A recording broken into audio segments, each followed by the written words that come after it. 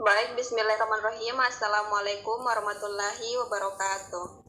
Waalaikumsalam warahmatullahi wabarakatuh.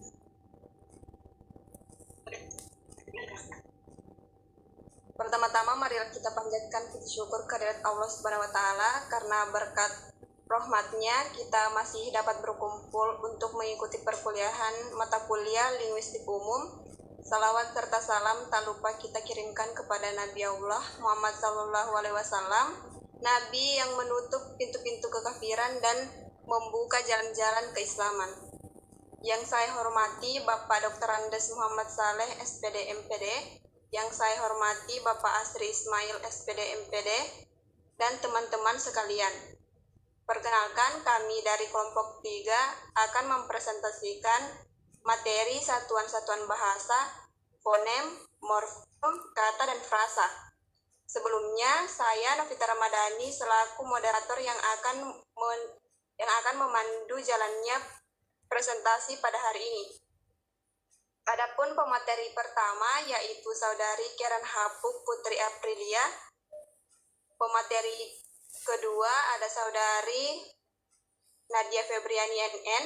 Pemateri ketiga ada Saudari Asnayanti, dan materi keempat akan dipresentasikan oleh Saudara Aymar Akbar yang dilanjutkan oleh Saudari Rismawati.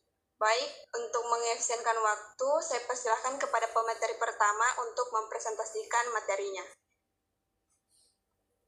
Terima kasih atas kesempatan yang diberikan kepada saya. Saya Karen Hapuk Putri Aprilia akan memaparkan materi mengenai fonem. Sebelum itu, mari kita mengetahui mengenai satuan-satuan bahasa. Satuan-satuan bahasa dalam tata tingkat gramatikal yaitu fonem, morfem, kata, frasa, klausa, kalimat, dan wacana. Satuan-satuan bahasa tersebut dapat disebut juga sebagai satuan linguan. Bagian materi yang pertama yaitu fonem. Fonem adalah sebuah istilah linguistik yang merupakan satuan terkecil dalam sebuah bahasa yang masih bisa menunjukkan perbedaan makna. Menurut Bloomfield tahun 1961 pada halaman bukunya yang ke-79 mengatakan bahwa suatu unit terkecil bunyi yang membedakan disebut fonem. Untuk mengetahui suatu bunyi yang berfungsi sebagai pembeda makna adalah dengan melakukan pembuktian secara empiris dengan membandingkan bentuk-bentuk linguistik bahasa yang diteliti. Misalnya, dalam bahasa Indonesia, bunyi K dan G merupakan dua fonem yang berbeda. Misalkan dalam kata cagar dan cakar, tetapi dalam bahasa Arab tidaklah begitu. Dalam bahasa Arab hanya ada fonem K. Dan perubahan fonem terjadi atas tujuh bagian, yaitu yang pertama, asimilasi, yang kedua, disimilasi, yang ketiga, netralisasi, keempat, arti fonem, dan kelima, kontraksi, keenam, metatesis, dan yang terakhir, yaitu epentesis. Demikian saya kembalikan ke moderator. Terima kasih.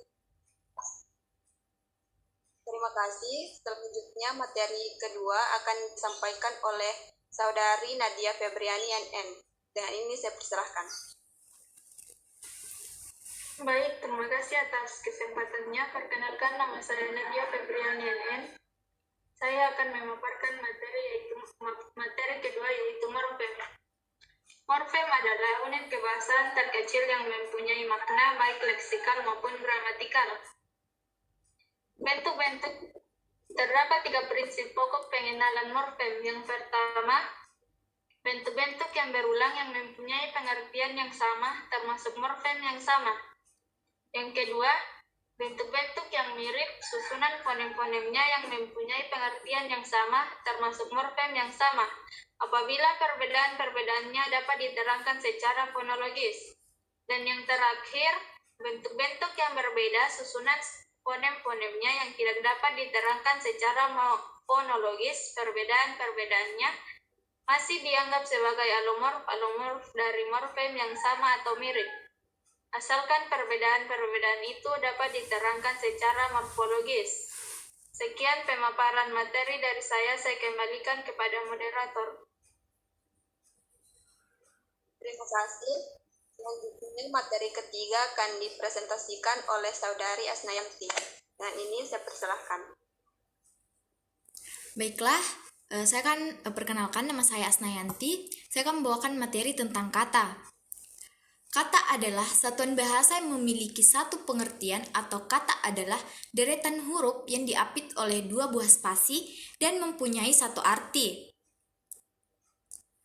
Pembentukan kata ada dua, yaitu inflektif dan derivatif. Inflektif adalah pembentukan kata di mana identitas leksikal kata yang dihasilkan sama dengan identitas leksikal kata dasarnya. Yang kedua, derivatif. Pembentukan kata secara derivatif membentuk kata baru, kata yang identitas leksikalnya tidak sama dengan kata dasar. Baik, itu pemaparan materi dari saya kembalikan kepada moderator. Terima kasih.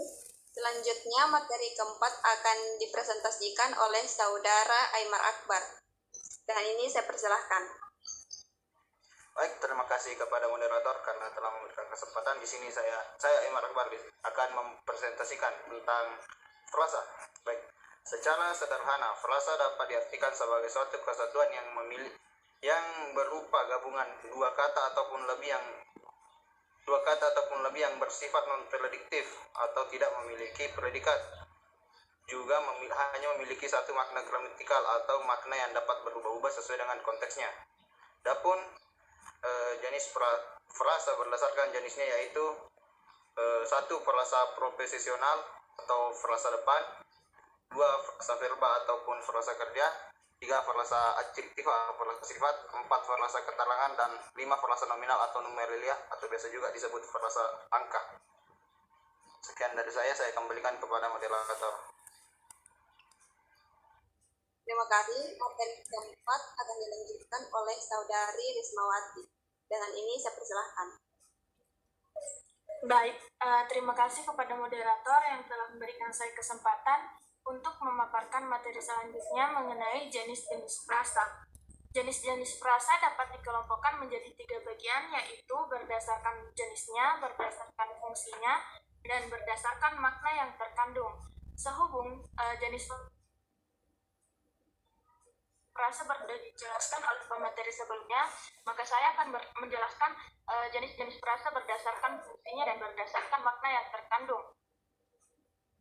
Berdasarkan fungsinya, frasa dibedakan menjadi dua, yaitu frasa eksosentrik dan frasa endosentrik.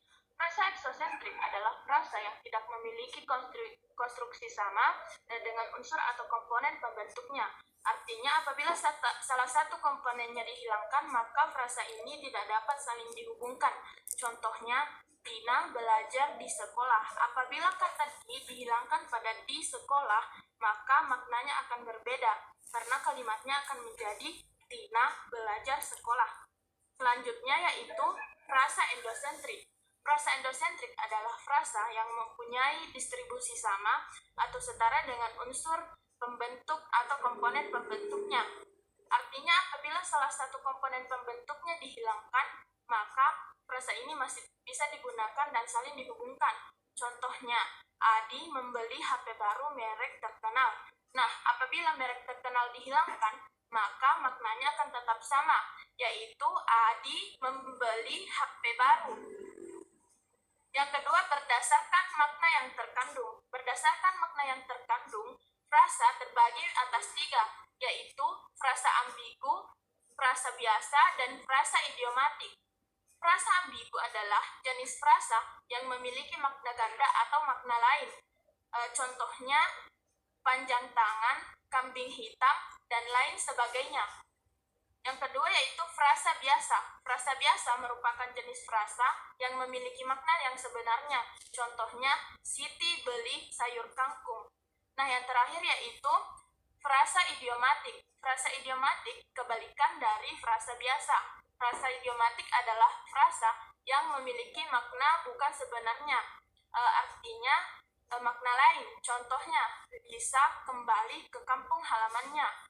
Contoh lain, Gina menjadi buah bibir di kelasnya. Sekian dari saya kembalikan kepada moderator. Terima kasih. Itulah pemaparan materi dari kelompok kami. Kami harap teman-teman sekalian dapat mengerti tentang materi satuan-satuan bahasa yang telah kami sampaikan. Mohon maaf jika ada salah kata. Saya akhiri dengan ucapan wabillahi taufiq wal hidayah. Wassalamualaikum warahmatullahi wabarakatuh. Waalaikumsalam warahmatullahi wabarakatuh. Warahmatullahi wabarakatuh.